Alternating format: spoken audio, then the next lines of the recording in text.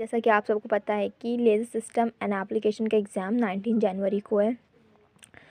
आज मैं आपके लिए बहुत इजी वे में लेज़र लिख कर लाई हूँ। आप एक लेज़र लर्न करेंगे, आपको बाकी बहुत ईज़िली लर्न हो जाएंगे बिकॉज़ सब सिमिलर ही हैं।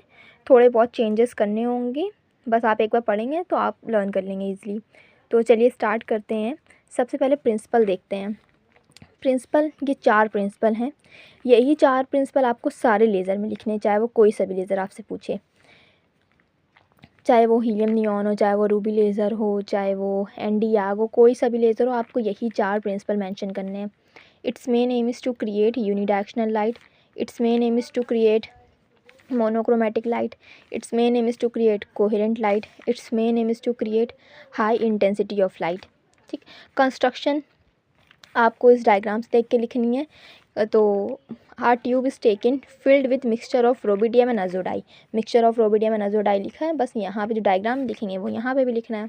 For population inversion optical pumping system is used. At first and simple light is used and at second and laser light is used. फिर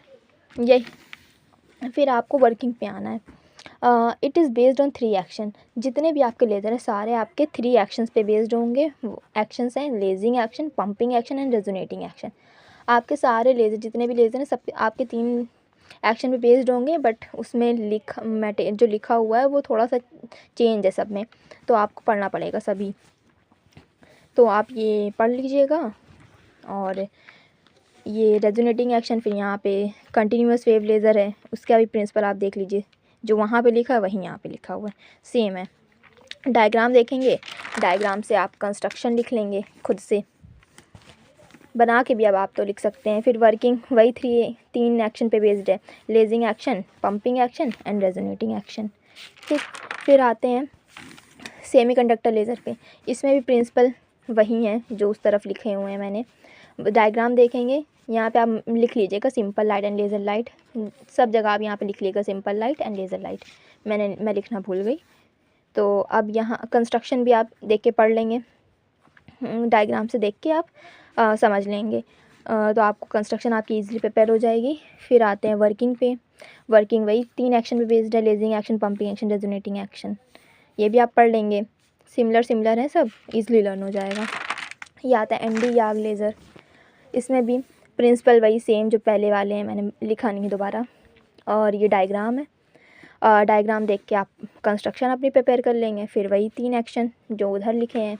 तो एक्शंस लेकिन आपको सारे पढ़ने पड़ेंगे क्योंकि इसमें चेंजेस हैं थोड़े बहुत, ज़्यादा चेंजेस नहीं हैं। आप पढ़ेंगे तो आपको बहुत ईजिली समझ में आ जाएगा क्या चेंज है।